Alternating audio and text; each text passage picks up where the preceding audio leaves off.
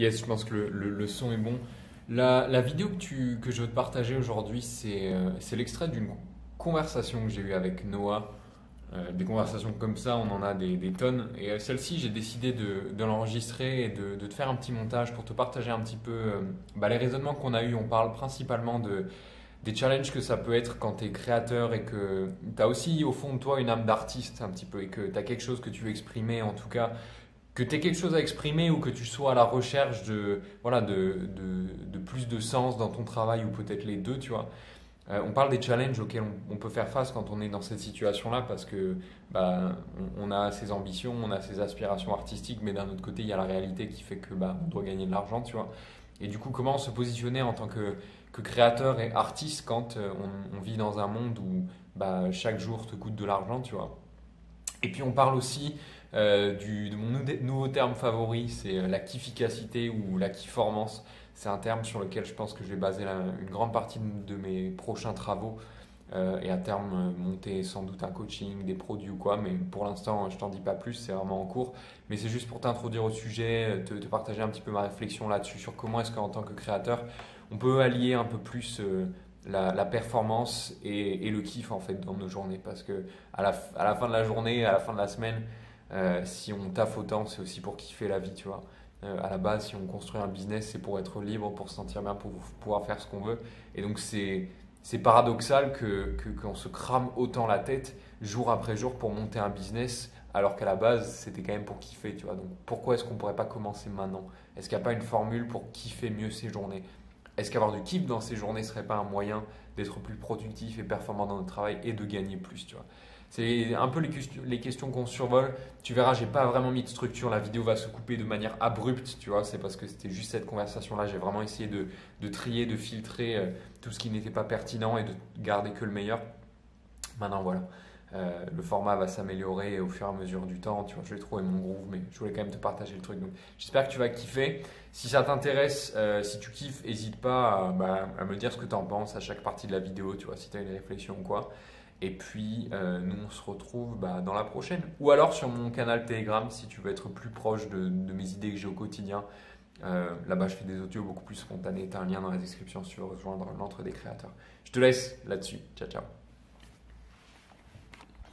On s'était pas tout de suite recontacté. Et après, tu m'as envoyé un message comme ça du jour au lendemain et on s'est vu pour Rio Mayor. Du coup, c'était la première fois. Je t'ai appelé, ouais, demain. Non, je voyais des trucs que tu postais et tu disais, ouais, moi, ce que j'ai envie, c'est de sortir et filmer cette merde. Ouais, grave. En fait, c'est ça qui m'intéresse. C'est ta problématique que tu as depuis qu'on se connaît. C'est comment. En fait, toi-même, on va dire, tu es plus orienté vers performance. Et je pense que c'est ça qui fait qu'on est un peu complémentaires. C'est que moi, je suis vraiment largement plus orienté kiff. Genre, si on regarde nos quotidiens depuis qu'on se connaît, je suis en train de tendre vers plus de performance, mais de base, moi, j'étais beaucoup plus dans le chaos de ah, je vois un truc qui m'amuse, je vais courir après. Alors que toi, au contraire, tu es beaucoup plus dans le non. La base, c'est la performance. D'abord, tu as du résultat. Et à partir de là, tu essayes de manager pour essayer de prendre du kiff. Tu vois ce que je veux dire? Ouais. Si tu es 100% créatif et que tu veux pas t'as toujours un dilemme, j'ai l'impression, chez les artistes, c'est ce côté. Encore tout à l'heure, j'écoutais un podcast qui parle de créativité. Et les mecs, à un moment, ils amènent le mot marketing. Et tu as un type qui dit tout de suite, ah ouais, le marketing, ce terme gluant, là où on veut pas mettre trop les pieds, tu vois. Donc il y a cette espèce de, tu vois, quand c'est artistique, c'est un peu romantique, c'est là-haut. Mais le problème, c'est que dans le quotidien, c'est chiant parce que si tu as ce mindset-là, à un moment, il faut vivre, tu vois. Donc soit tu trouves un job à côté, soit effectivement tu prends l'approche de je prends en charge d'abord le côté thune, comment est-ce que je peux gagner mon argent monétisé pour ensuite me développer artistiquement. Mais c'est pas évident, tu vois. C'est pas évident de trouver son équilibre et son dilemme à soi parce que. Ce qui est chiant, c'est que c'est de la recherche personnelle, et genre, ça va être propre à chacun. Genre tu peux essayer, ouais non, je pense que ça va être, on dirait que c'est ton but. Tu peux essayer de trouver quel est le cadre, quel est le point commun entre toutes ces personnes qui ont réussi avec des méthodes, des stratégies complètement différentes. Ouais. Et trouver c'est quoi le principe que tu ressors de tout ça pour après pouvoir guider un peu ceux qui cherchent, ceux qui veulent trouver cette réponse-là. Si tu veux, tu as la master idée, comment lier le kiff et la performance dans le quotidien de l'entrepreneur. Et ensuite, sous cette master idée, tu as plusieurs angles. Comment est-ce que je me mets à kiffer la création de contenu, tu vois? Aujourd'hui, il y a des gens, ils détestent écrire parce qu'ils pensent qu'il faut écrire comme ça, tu vois. Bah, déjà, tu peux apprendre la création de contenu et ensuite tu peux te l'approprier. Genre, si toi, t'aimes pas écrire des textes qui parlent de hack, parle de tes histoires, tu vois. Ok. Genre, tu vois, la manière dont toi, tu crées les contenus, enfin tes vidéos sur YouTube, celles qu'on a fait ensemble, c'est ton style, tu vois. Donc, comment je t'aide à trouver ton style, ce qui te fait kiffer, tu vois. Donc ça, c'est la première chose. La deuxième chose, c'est l'organisation. Tu te fais bouffer dans ton quotidien, tu as l'impression de sans arrêt bosser. Comment est-ce qu'on fait pour réorganiser ton quotidien pour que tu aies des spots pour kiffer aussi, tu vois. Ok. Donc il y a plusieurs, tu vois, T'as ça des s'étale piliers, sur t'as des tout. piliers qui t'apportent une réponse principale Ouais, qui est. c'est un vrai challenge pour chacun déjà de trouver un moyen pour se créer un environnement, un espace où ouais, tu peux pratiquer tout en étant à l'aise. Parce que si tu as zéro compétence et que tu te dis ok, je vais me mettre dans un taf parce qu'il faut que je gagne ma croûte, tu vois, je vais bosser 8 heures par jour, 40 heures par semaine, ça te laisse très peu de temps à côté pour développer ton machin. Ou alors tu dis ok, je commence à avoir un set de compétences, je suis ok pour vendre ça, je vais pas faire ce qui me fait kiffer. Enfin, dans la manière dont je gagne ma thune, je vais pas m'exprimer 100% artistiquement, mais je vais quand même être dans mon domaine, tu vois, parce que je vais monétiser ça. Et à côté, je peux me chercher, tu vois.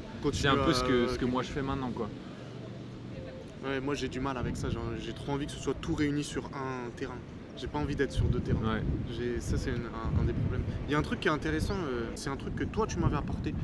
C'est une discussion qu'on avait eue, c'était cette vision que tu m'avais donnée, c'était un mindset. Tu vois, par exemple, tu trouves un modèle mental et c'est ce modèle mental qui te correspond. Enfin, c'est grossi, j'ai grossi les traits. Mais tu as ce modèle mental qui te correspond et qui va. Ça y est, tu as ce mindset là et c'est bon. Tu m'avais dit non, c'est pas comme ça, c'est pas. Tu réussis à trouver le modèle mental qui te convient et c'est bon. Et t'as gagné et t'as ce qu'il te faut. Quand tu dis modèle mental, c'est quoi exactement? Là, je sais que c'était quand on parlait de modèle mental, donc j'ai pas de. Je vais trouver un exemple. Tu as la loi de Pareto qui te dit, bah voilà, dans ton quotidien, tu as 20% de trucs qui apportent 80% de choses, grosso modo. Ça y est, tu as cette donnée-là et tu te dis, mais ouais, c'est vrai. Donc, il me reste plus qu'à faire ça. Maintenant, j'ai plus qu'à faire ça. Et tu as l'impression qu'il suffit juste que tu aies cette information-là pour que ce soit bon, que tu aies réglé le problème. Ouais. Mais toi, ce que tu m'avais dit, c'était non, le mindset, la construction du mindset, elle vient pas aussi simplement. Tu la prends et c'est comme si tu fais grandir une fleur, tu vois. T'as la graine, ok, t'as la graine, mais il faut que tu la plantes, il faut que tu l'arroses, il faut que tu lui donnes de l'attention tous les jours jusqu'à ce qu'elle fleurisse et qu'elle te donne le fruit que tu avais besoin au début quand tu avais juste la graine. C'était pas connaître versus savoir. La différence entre savoir quelque chose et être expert, c'est internaliser à un niveau de vraiment.